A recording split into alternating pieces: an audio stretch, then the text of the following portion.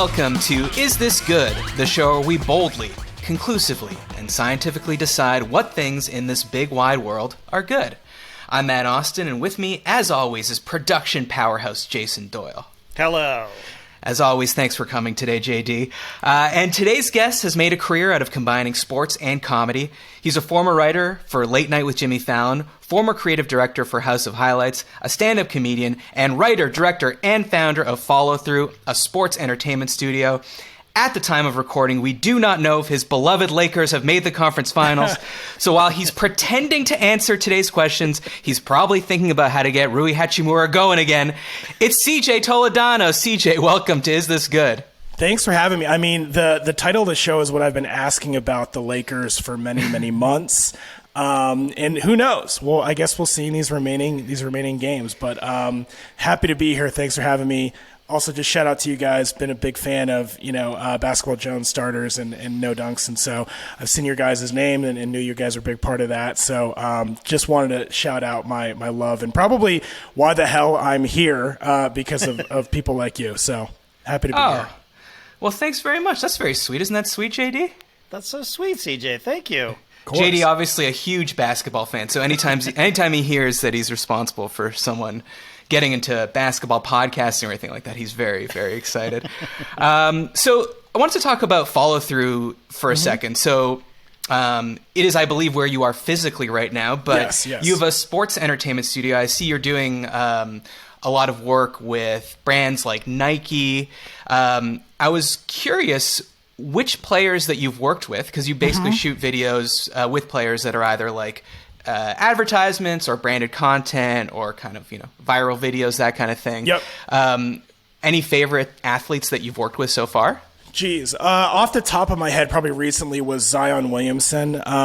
We've been doing a lot of the stuff that we do now to that are the most profitable are, these Jordan commercials, these Nike commercials. And so this will actually connect back to some of my jobs in the past, but worked with Zion for his new shoe that was dropping. And it was just your classic, hey, film Zion dunking and being an incredible athlete and show the shoes, right?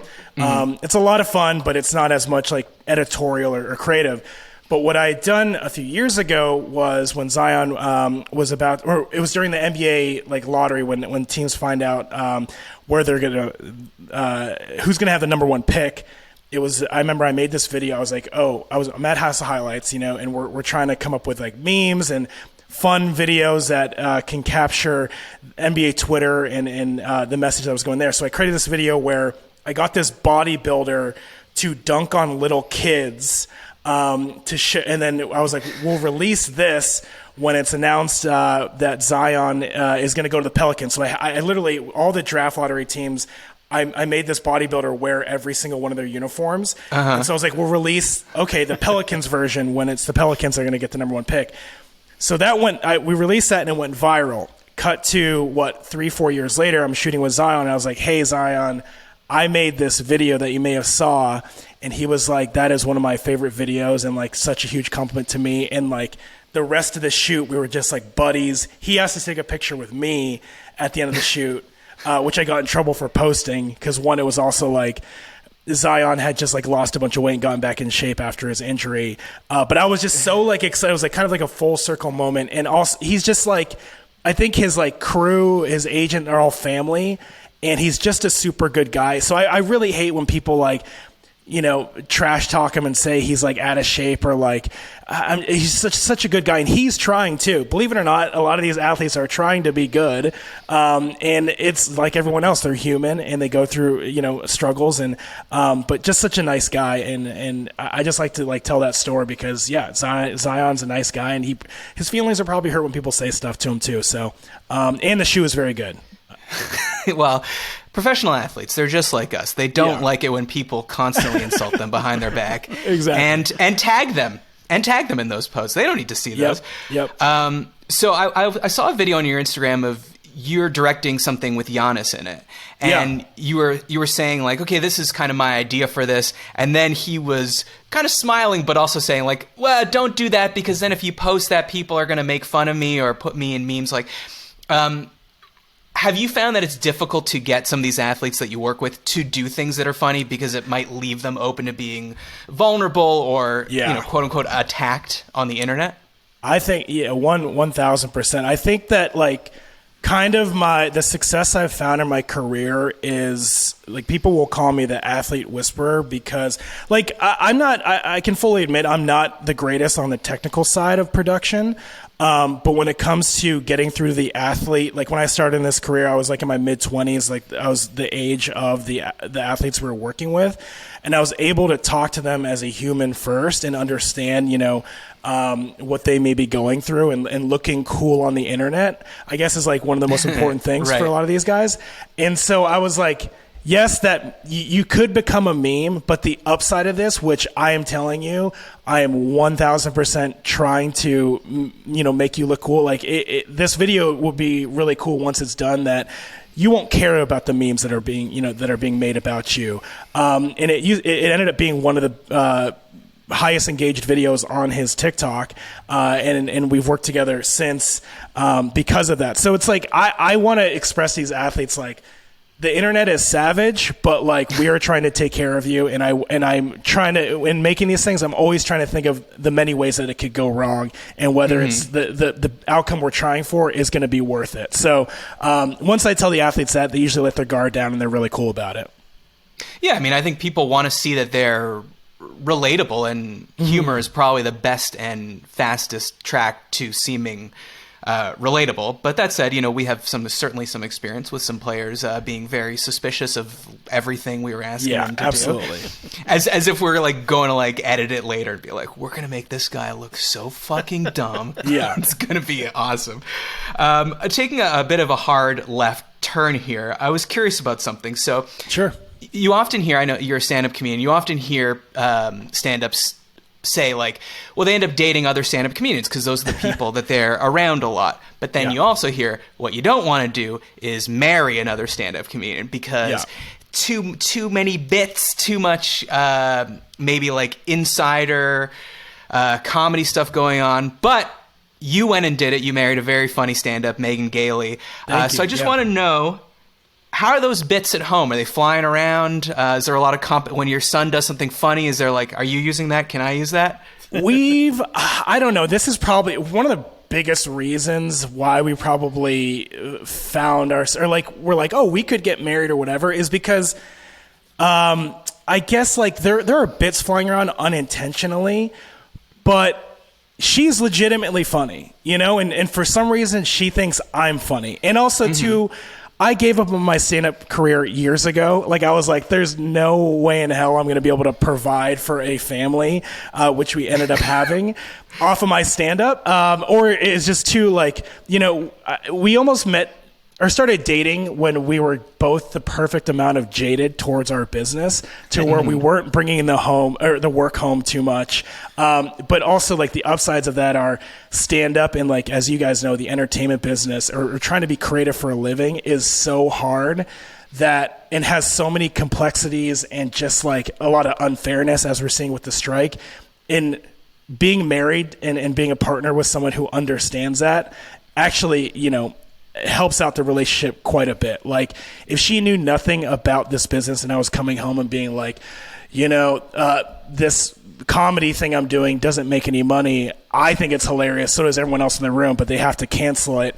Man, it sucks. My life sucks. I have to, I make a living making people laugh. A lot of regular people wouldn't get that. They'd be oh, you have it good. You have a job. It's a lot more that goes into that, and my wife understands, and so that's why I think we've been extremely compatible and great partners and support, and so why it works out. Okay, so if I were to recap that in the shortest sentence possible. I was trying to find it as I was telling you.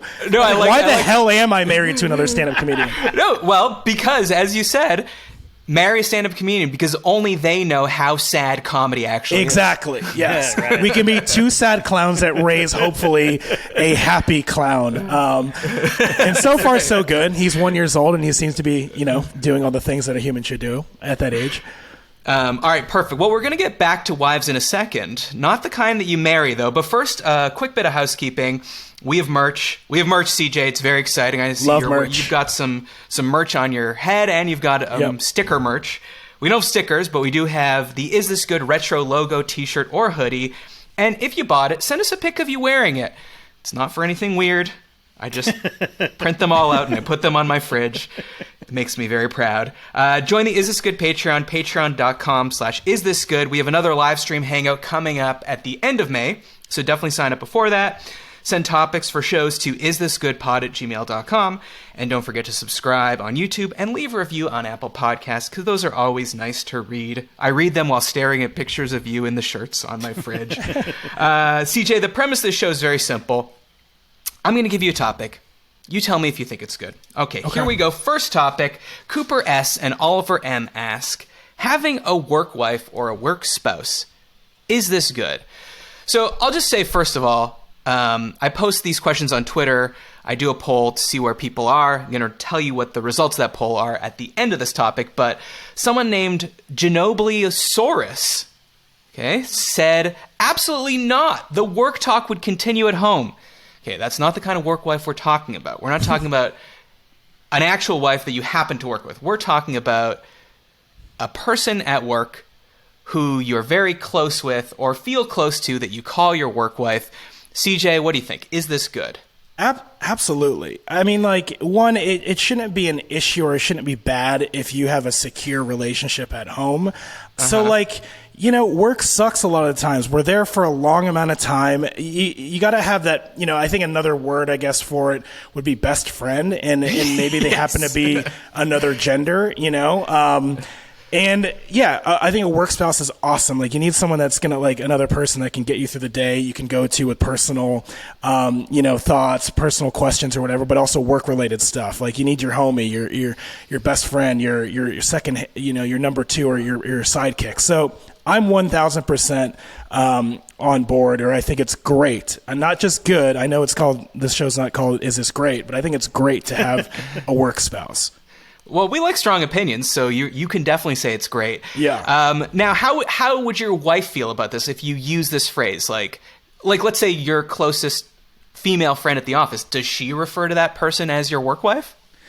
I guess, yeah. Again, like, it's just a term that someone made up. I think, like, you know, the other aspects of a wife, you know, in terms of, like, the intimacy, maybe that my wife personally wouldn't have those implications. I can see how other people would, but, like, I think my wife would feel absolutely fine with it. So yeah, I think that's fine. I don't know. It's not a hard conversation for me at home. Okay, personally. Nice. Well, you were clear that you were drawing the line of a work wife at a physical relationship, so that's good. Yeah, I hope that's not what it implies. That, like, No, just because you're in an office, you can cheat on your wife. You know, no. No, that they is don't have not to good. be your wife for that, okay? Yeah, yeah.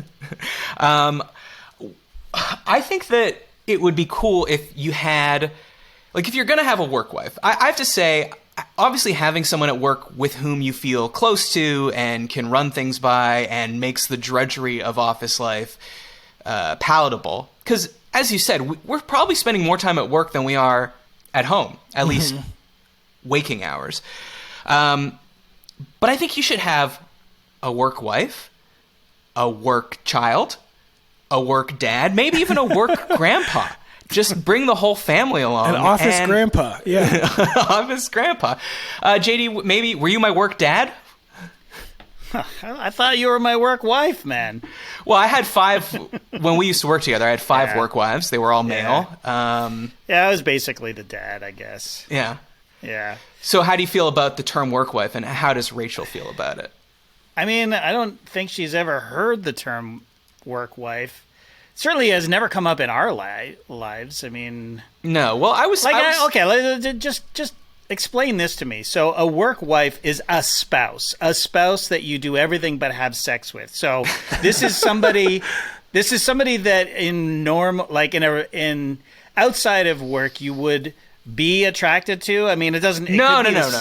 Has nothing to do with attraction. Yeah, but it does have to. Well, you might never see them outside of work. But does it have to be the opposite sex, or if I'm attracted to the same sex, does it have to be?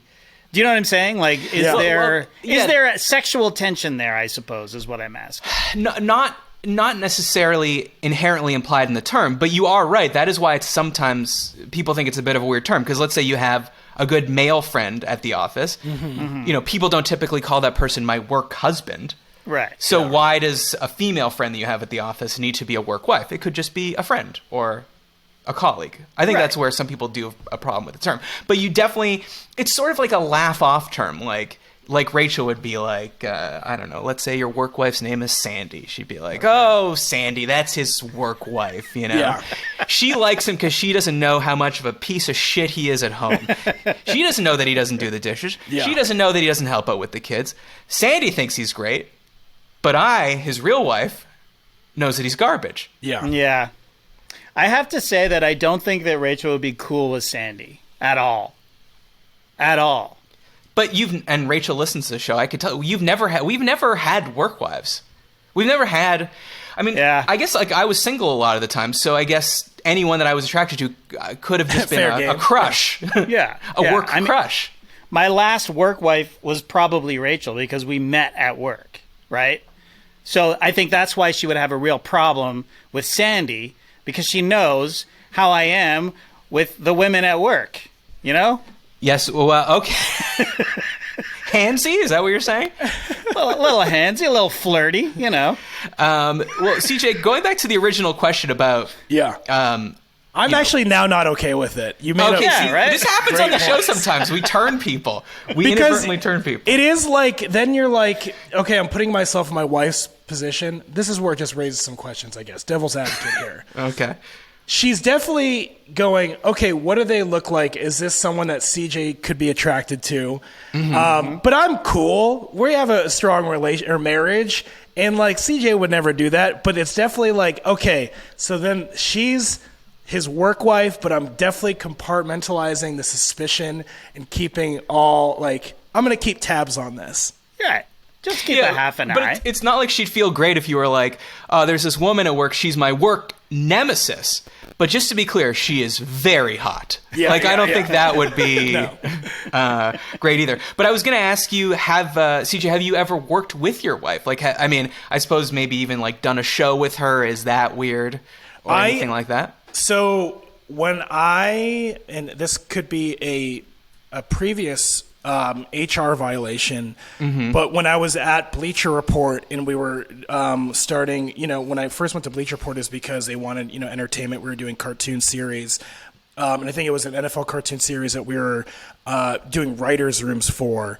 So essentially I was tasked with, hey, bring in all the writers and comedians who like sports to come in and brainstorm on this. And I ran that room and I was like, oh, my friend Megan, who I've known for years, who's a comedian and loves sports, she should come in the room. And I think like that trip, we started hanging out outside of the room. I'm going to have to stop you there, CJ. Are you telling me there was no part of you that was thinking, she's a very good comedian and she likes sports, and I also have a bit of a crush on her? Yes, that is absolutely what happened. Okay. So you invited her knowing you would get to spend time with her. Yes. But I was like, but we're homies, We're like, we're friends. That's, and then because I told myself, absolutely not. You're not allowed to have relations with this person for many months. And then she started throwing signs that she would also be open to the idea. And then we started, dating months later. Well, that wouldn't have flew at Turner, but Bleacher Report was sort of its own siloed thing. You guys were cool people. We were new, Yeah, the walls at the office had graffiti on them. Exactly. You see graffiti on the wall of an office? That means you can hook up with your coworkers. Yeah. Well, the thing is, I actually ended up leaving Turner for a year because they wouldn't let me work from LA, where I chose her instead of that job. But then a year later, they ended up having me come back. Working remotely. Romance, it's still alive. I love it. I know. That's really beautiful, but unfortunately 66.7% of people disagree with you. Wow. And they say having a work wife or a work spouse is not good. But I guess, meeting we've gone so far to the other end on workplace romances that it's cutting off like one of the few places where people are meeting each other outside the internet. I don't know what my point is, except, bring it back. Jim and Pam, everyone loves them. I know. I mean, sure, did she cheat on, her fiance? Maybe. That's not the point. If you believe that you guys are going to be good together, and she is also married, don't let that discourage you. But if you're her boss, then I think you got to stop it there. I'm sorry. You got to quit first. Next question. Nick G asks, disciplining someone else's kids, is this good? So Nick sent along an email that I will read to you now. Hi, Matt. Love the show. I don't have kids myself, but as an uncle, I often find myself in this conundrum. When playing with my niece and nephew, I get caught in a situation where they are acting out. For example, my 5-year-old niece never wants to include her younger 3-year-old brother and will shove him out of the way or snatch toys out of his hands. I'm never quite sure how to respond to this as I'm not their parent. Generally, if their parents are around, I'll say nothing and let the parents correct it if they feel the need to. But if they aren't, I try my best to gently explain why what my niece did was wrong, even though she is very sensitive and it's a 50-50 shot that she will throw a tantrum. So, is it good to discipline someone else's kids? For further information, these are not my blood niece and nephew. These are the kids of my wife's sister. Thanks, Nick. My first question is, Nick says, gently explaining what my niece did wrong. Is that even discipline, JD, as a longtime dad? Gently explaining? Yeah. I mean, when you're the uncle and you want to avoid a tantrum, and this is a sensitive kid already, yes, that is a way to handle the situation, but it's certainly not discipline, I would say. I mean, yeah, no. Okay, but well, are you asking me if he should be disciplining this child? Well, to be clear, not physically. No, of course. Because a lot of people are like, oh, well, like this is like the slap, that TV show where the guy slaps a kid. Right, I would tell you more, but I think that's all anyone knows about the slap. It is a TV show that is purely a meme. Okay, obviously, we don't mean physically. Yes. But you could give the kid a timeout. Can you give the kid a timeout? Can you give someone else's kid a timeout? I mean, I think if the child is in your care, yes, of course you can. Yeah. You have to be able to. Otherwise, you should not be in charge of taking care of that child, right? I agree with you. I'm of the... if you're going to say it takes a village, then I'm allowed to discipline your child. Exactly. Yeah. So, CJ, you're a newish dad, I think. Have you had to discipline anyone else's kids yet? No, so this was a hot topic. I have a 1-year-old right now, but like I think it was a few months ago. He's starting to play with other kids. We're bringing him to other kid birthday parties, and I haven't been around many other kids, and like now, like when they're playing with my kid, I'm definitely thrown in there. Like I have to react to certain things, and so this other kind of older kid like ripped a toy car out of my kid's hand and then pushed him. So I was like, I'm a pretty chill person. I'm not confrontational. And the other kid's parent was there, and I was like, okay, well then, this is obviously we know where the wrongdoing is. I'm gonna have that kid's parent step in and discipline that kid or her kid. And she said nothing, and so I was like, oh, should I yell at this kid and be like, or even just gently, as you say, go, hey, don't do that. Like that, not just that's my kid. That's a wrong thing to be doing. I just was like, and I guess I did the right thing according to other parents who I'd asked. I took my kid out of the situation. And my kid didn't even understand that other kid was being mean. So I took the kid out of the situation. But like, also you bring up a great point, JD.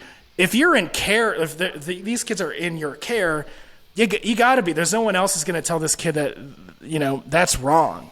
And how do you get through to these kids? It's definitely not hitting, but like sometimes you look in their eye, you're like, are you getting this concept that you should not be doing this thing? And so like, if they're your responsibility, yes, you got to discipline other people's kids. And this is what we all got. That's our responsibility. Like we got to tell people when they're not doing the right thing. So, I think it's absolutely okay to discipline other people's kids. Now, am I going to go on a parade, just be like, hey, kid, you're doing the bad thing? Like, no, that would be weird. But yeah, if they're in your care, you got to say something or do something. That almost exactly the same thing happened to us in a playground where there was a kid who ripped a toy out of Lincoln's hands. He must have been 2 or 3, and it was a bigger kid. And Lincoln looked at me, and it was the same thing. Parents was there, just saw what happened, completely ignored it. It was like, whatever. And Lincoln looked at me, and I said, go get it. If you want it, go get it. And he went right up to the kid, and he took it right back. Nice. And then the kid went and cried to his mother, I didn't say anything, and she couldn't say anything. And the kid's confidence has been through the roof ever since, to be honest. Nice. It was too much. Okay. But it worked out that time. Is probably, CJ, I think what you did was probably the right thing to do. Just take your kid and go somewhere else and don't have a confrontation.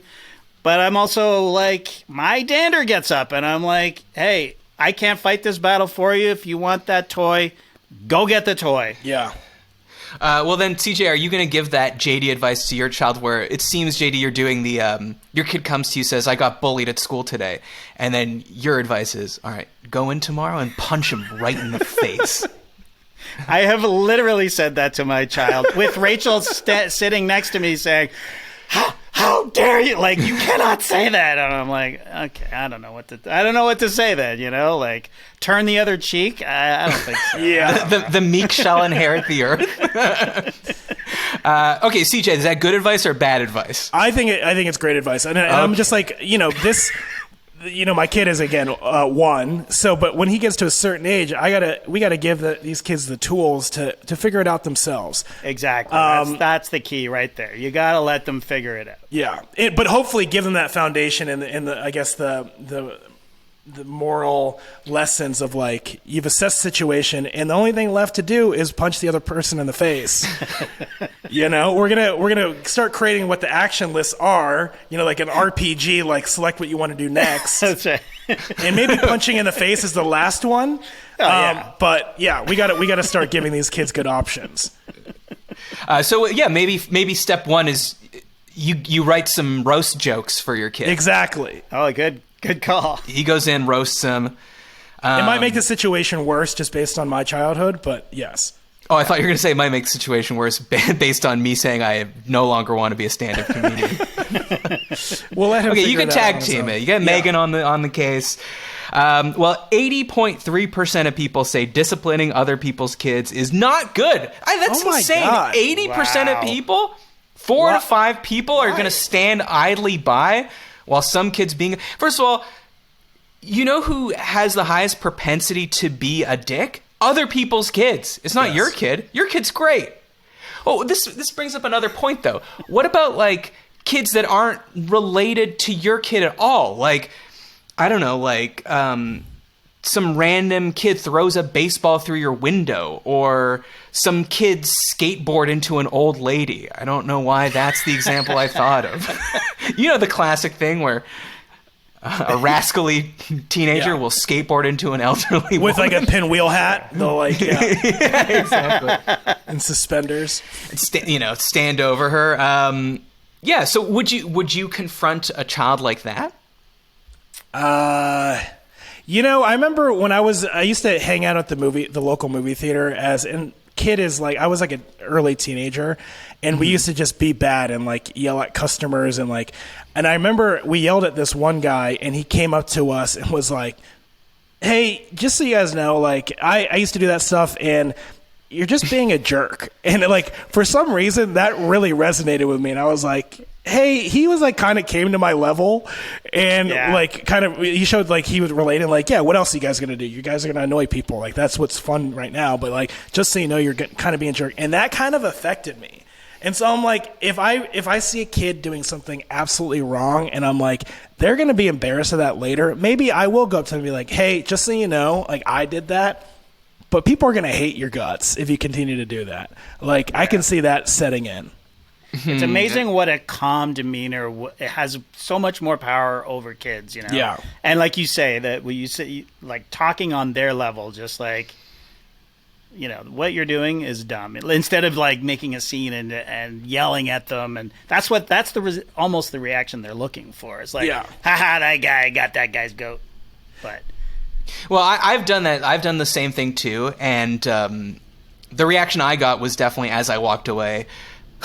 Shut up, pussy. Yeah. I have to believe that was what they said to save face in front of their friends, but they went home that night and they said, I really got to turn my life around. Yeah. And it's actually a bit in our household now that we have a kid is I tell him, I'm like, hey, man, it's cool to behave. Like, I'm like trying to make that like a fad. Like, behaving is cool. And my wife is like, one, he doesn't understand that. He doesn't know English right now. But, like, I'm going to make it a cool thing. Like, all the popular kids at school, they behave. Yeah. And he's probably, like what you say, he's gonna laugh behind my back. Yeah, that's right up there with let's play the quiet game. I think it'll work, but he'll figure that out.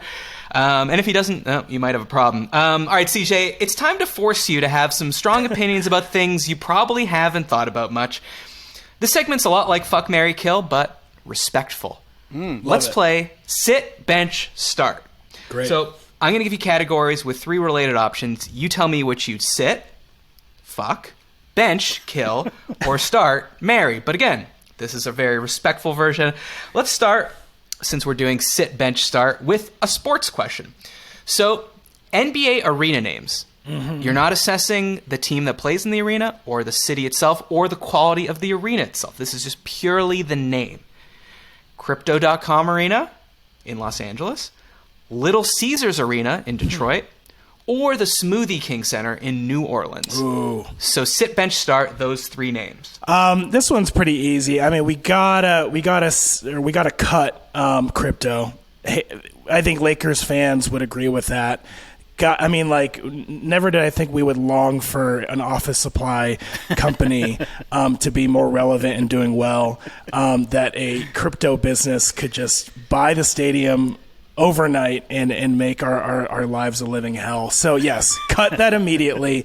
Okay, Little Caesars and Smoothie King, 2 places that I love dearly. It's hard to choose, but I'm going to go. I remember that New Orleans All-Star and just loving that. I was like, hey, meet me down at Smoothie King Center. It's so good. It's so fun to say. So definitely start Smoothie King, and just because it's, bench, Little Caesars, just because it's new. And I don't like that it's downtown. I actually did like Auburn Hills when I worked for the Pistons. Just the name, CJ. It's just the name. Sorry. But bench.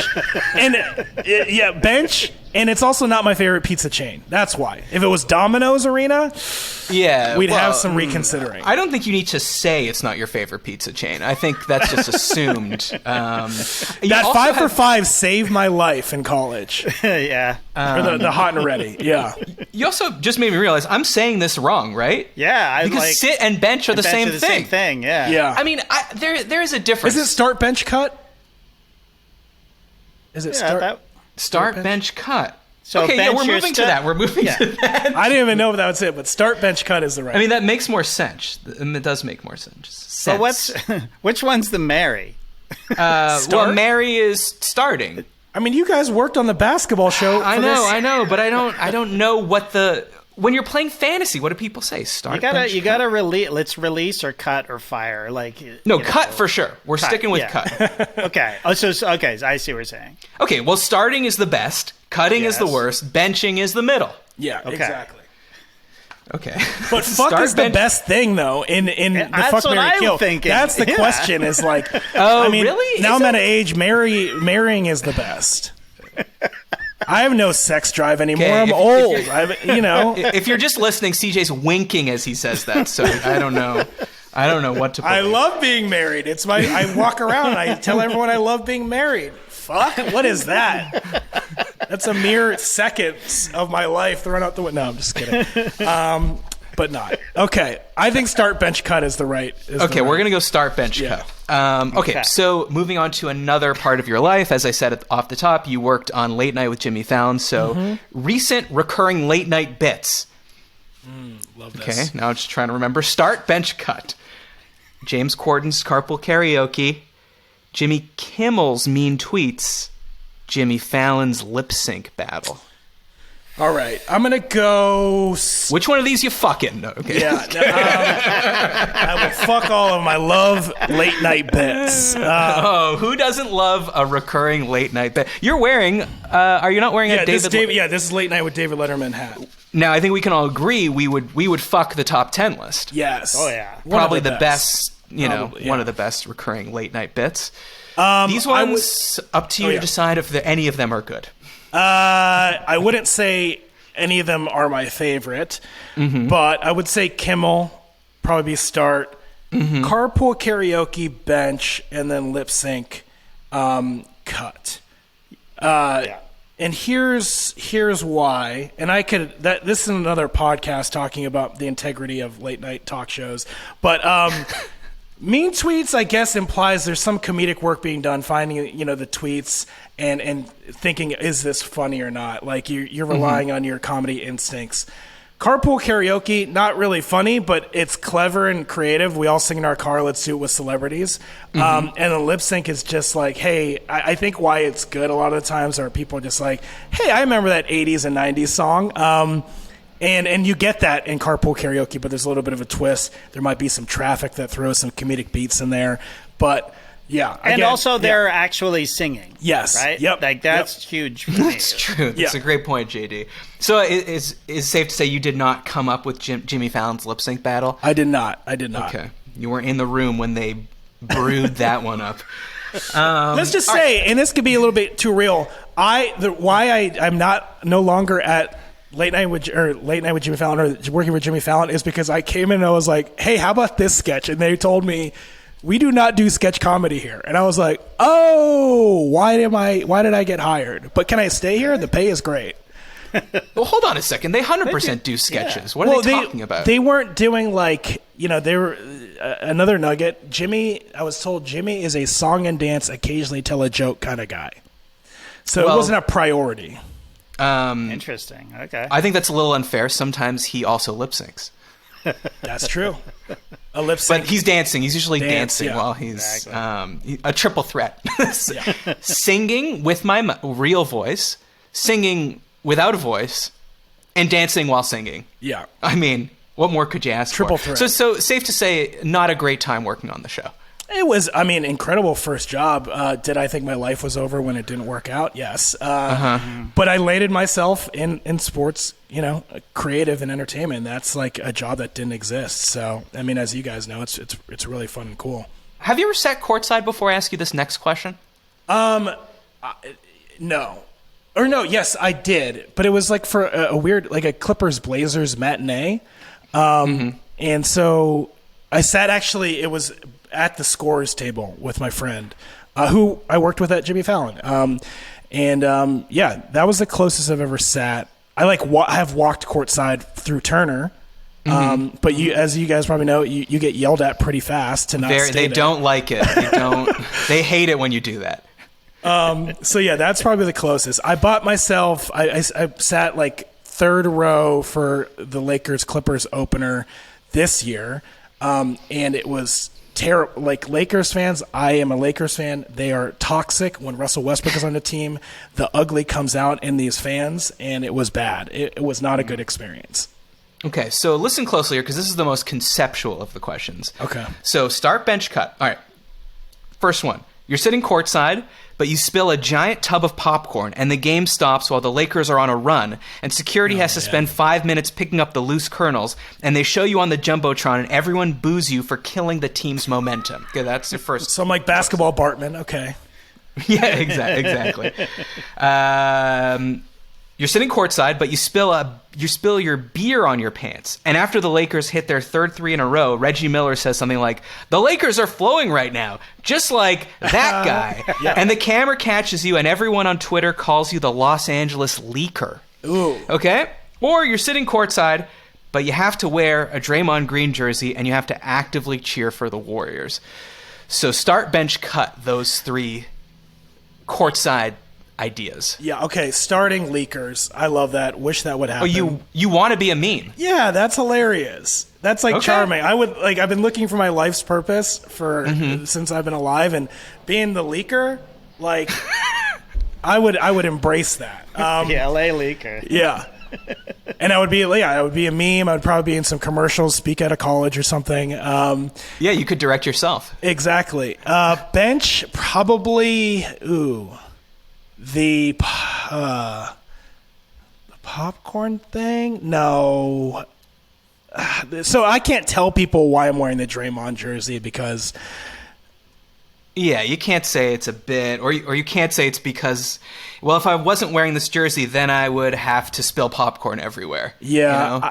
I guess, but I just don't. I want the Lakers to win, so I'm going to go bench would be the Draymond jersey and Warriors, and then the cut would be the popcorn and the stop momentum that run. killer. Yeah, man, this guy is a true fan. He's willing to make it seem like he pissed his pants in front of America to prevent his team from losing momentum. So I respect that. I'm helping morale there. You know, you're helping morale.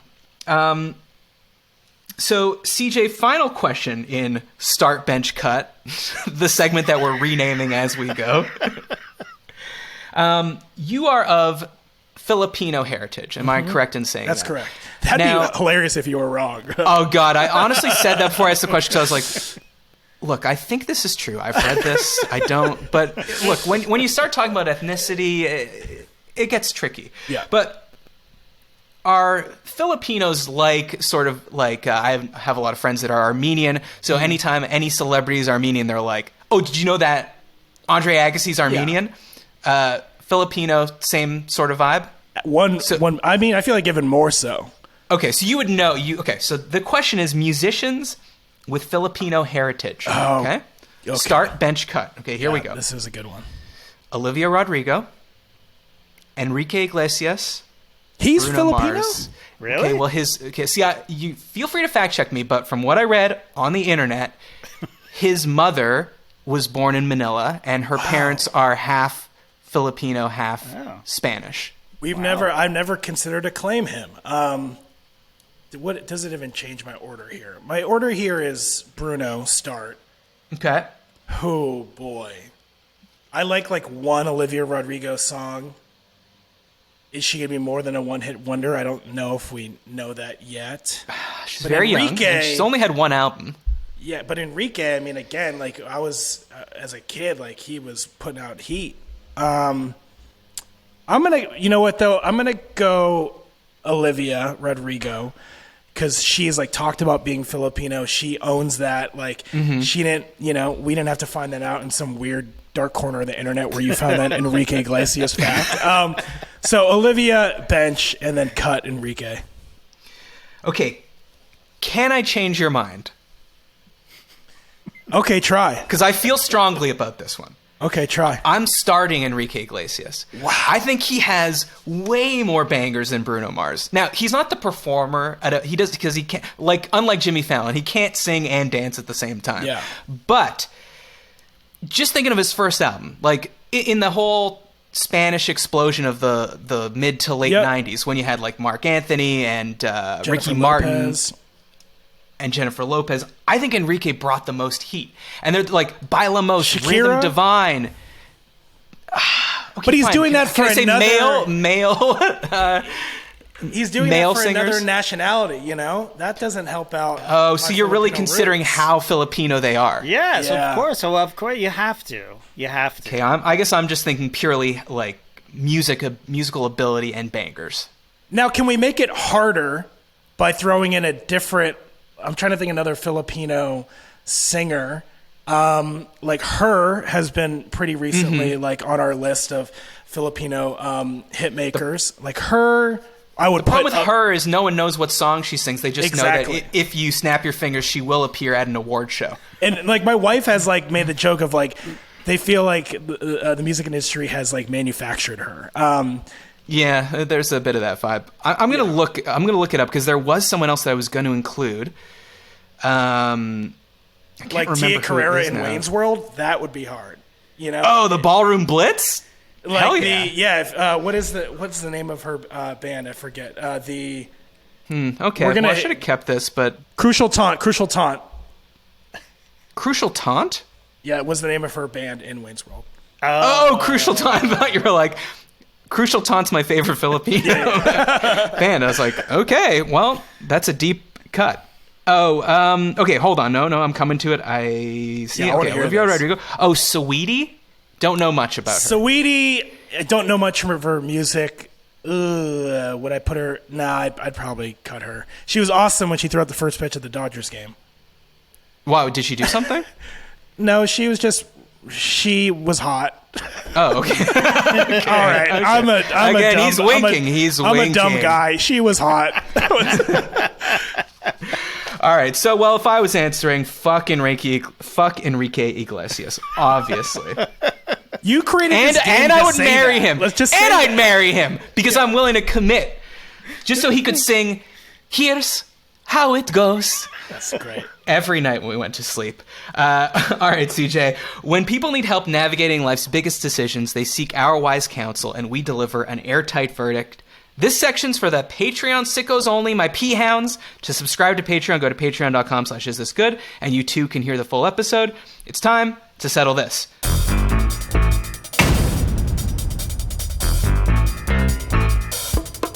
So just a reminder, if you need advice, email us at isthisgoodpod@gmail.com. Tell us what's going on. We will help you just like we're about to help this person. All right, CJ, here's the email.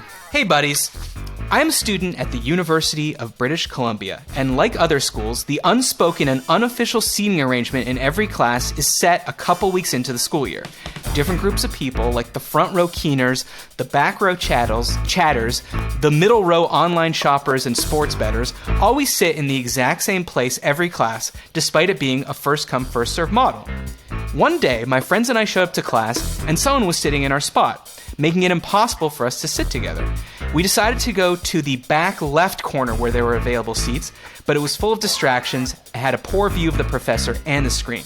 Since that moment, I stopped paying attention to the class for the rest of the year, and my friends began playing online chess and sending emails during class time. So, settle this. Were they wrong to take our seats even though they're unassigned? P.S. Love the show and the No Dunks boys. Great to hear all the Canadian stories as a basketball sicko from Vancouver. Cheers, Matt S. Cheers to the Grizzlies, Matt. CJ, what do you think? Have you been in the situation where seats are unassigned, but yet you still feel like, hey, that's kind of my seat? Yeah, I guess that unspoken, they got to honor that. I think, what is their intention to sit in your unassigned seat? You know what I mean? Is, I think, the number one question.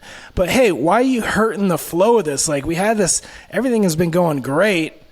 Yeah, like, why, we kind of have that problem in this office a little bit. Like, no one has dedicated desk space, but it's like, you've seen me sit there for, months, and the business is going great. Why are you in my seat, But aren't you the founder of this company? Well, we have a parent company. Okay. So there's a little bit of like open seating a little bit. I do have like dedicated space. I mean, you've seen me. I've changed rooms twice in this podcast. That's true. So, yeah, I'm not going to let it ruin my day, but I am going to question what's the intention, or can you please move? So I guess I don't agree with that. Yeah, I know the intention to do better, because the email writer says as soon as they went into the other spot, they started struggling. And in fact, they struggled for the rest of the year, right? Yeah. Yeah, but I mean, is that what we're taking from this letter? Like, yeah, but I love that part of it, that it's like he had to move like, 6 rows back, let's say. I mean, I don't know how big this class is, but since that moment, he says, I've stopped paying attention. Like, so if he fails at a school and his parents are like, hey, we were paying for college for you, what the hell happened? He's like, well, some kids took our seats. That's right. And they were sitting in those seats presumably beforehand. It's the dead zone of the classroom. Mm-hmm. It's where you're distracted. Everybody's playing video games. It's like the Bermuda Triangle of that particular classroom. Yeah. And they got screwed. So you That's think what that sounds like to me. Okay, so you think that it would have been within their rights to go up to them and say, hey, these are our seats? Yes. I mean, yes, I think so. Okay, then I'll role play back. I'll say, I don't see your name on them. I'm not saying that they would have a right to remove them. It makes sense for them to go and say, hey, I've been sitting here all year. What's the deal? Like, at least confront them about it. And they can tell them to fuck off, and then they have to go sit back in the back of the classroom. But if there's no assigned seats and they get there first, mean, the only other recourse is to get there earlier. Well, that's what I was going to say. How I don't understand. Like, you said you stopped paying attention to class. Did you become such a stoner and ne'er-do-well that you didn't show up on time? Like, just get there a minute before they do. I don't know. I just feel like this guy's going to be living under a bridge soon, and all because someone took his seats. Like, I think he needs to show a little bit more resilience. That's true. Yes. But you gotta say something. You gotta say something. Yeah. Do you think, like, so, CJ, I don't know exactly how old you are, but when I graduated college, it was like no one had a laptop in the room. I am that age. Okay, so what? It doesn't matter to me what row you're in now. How does anyone pay attention when you have your phone and your computer? No clue. And your phone, like, fine. Like, if I'm holding my phone like this, you know that I'm on my phone. But if I'm on my computer pretending to take notes, I could be doing anything. And all classrooms have Wi-Fi now. I mean, I guess you're only accountable to the people sitting behind you that are going like, that guy's setting his fantasy team and he doesn't know if he should be sitting and benching people or cutting or starting. He's confused. But yeah, it just seems impossible to pay attention now no matter where you're sitting. Yeah. That's why. It's about the pride. I own that seat. Give me that seat. And the only reason why you're sitting here is because you hate me or something. Like, just give me the seat. Are you crazy? Why would you do this? You know, that's why then it becomes just like, you know, this mission. Get this person out of your seat. Give me my seat back. I do like he's saying middle row online shoppers or sports bettors. Like the sports bettors, I understand. Like these kids are 19 years old. What else do they have to do? Online shopping during class. That is just... That seems to be the worst of it all. If you're just... I don't know. Trying to figure out... Oh, the model is a medium, but he's wearing... he's 5'10". No, he's 6... It's always 6 foot, 138 pounds. He's wearing a medium. I'm like, oh, well, I'm fucked. They don't have anything for me here. Okay, anyways, I agree if we're going to sell this. I understand it's first come, first serve. I understand the seats are not assigned, but you have basically a week to 2 weeks to shuffle things around. And if you don't show up early and take someone's seat, plant your flag, I think you have to stick with the consequences for the rest of the year. Now, should Matt be a little more resilient? I hope so. I hope that he... emails us back and tells us that he's doing okay and he's not strung out somewhere. But yeah, Matt, you're right, but also, fuck, get it together. Yeah. All right. That was Settle This. To hear the full episode, go to patreon.com/isthisgood, and you too can hear us yell at a stranger we don't know to be more resilient. And get his life back together. All right, CJ, there's only one thing left to do, and that's play subjective trivia.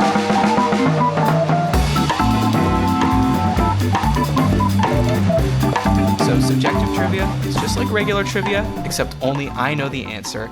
Today's question, in honor of Mother's Day: who is the best fictional mom from these choices? So your choices are Sarah Connor from The Terminator, Lucille Bluth from Arrested Development, Janine Stifler, a.k.a. Stifler's mom from American Pie, or Kate McAllister, that's Kevin's mom from Home Alone. So who is the best fictional mom? You could just go with your gut. I have my answer written here on this card. Yeah. Ideally, we try to get our answers to match, but just go with what's in your heart. So Sarah Connor, Lucille Bluth, Janine Stifler, Kate McAllister. Who's the best mom? And is it best or favorite? I think this one is best. Like who? Like being a mom, yeah. You have to think about like if this person was my mom. Yeah. It's got to be Sarah Connor, right?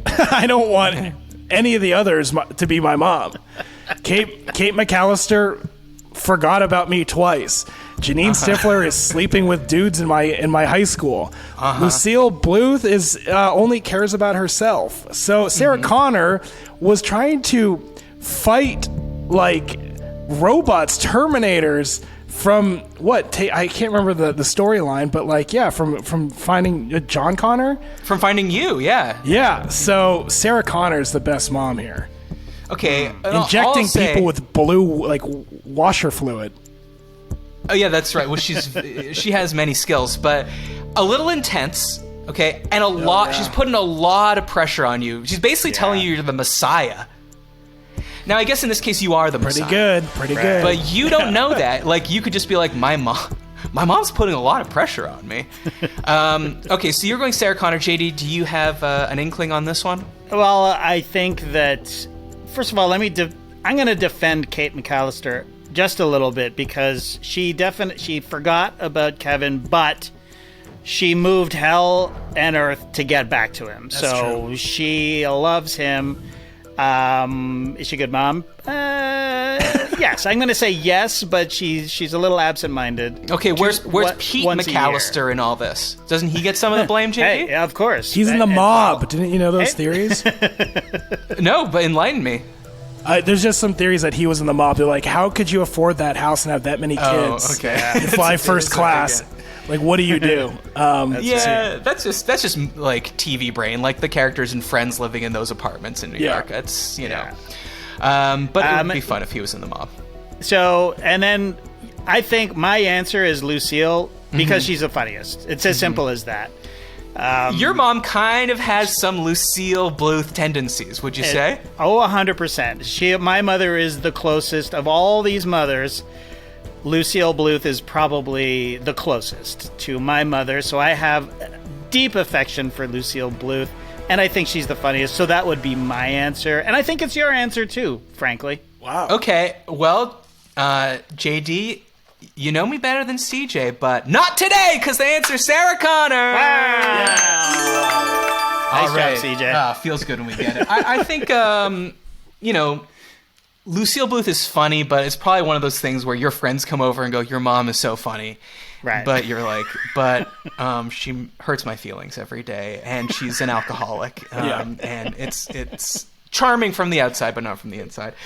Same thing with Stifler, Janine Stifler. Like, you don't want that mom where you go into school and everyone's you're like, oh, what are you guys talking about? And they're like, oh, just how much do we want to fuck your mom? Yeah.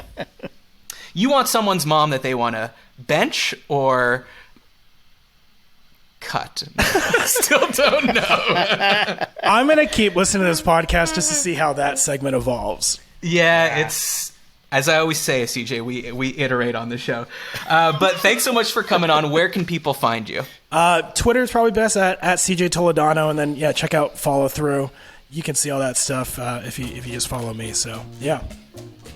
Perfect. Remember to check us out on Patreon, patreon.com/isthisgood. If you have topics, email us at isthisgoodpod@gmail.com. And remember to rate us on Apple Podcasts and subscribe on YouTube. Thanks for listening. Thanks to JD. Thanks to CJ for coming on and helping me name my own segments. Thanks in advance for leaving a 5-star review for everyone. I'm Matt Austin, and this was good. We'll see you next week.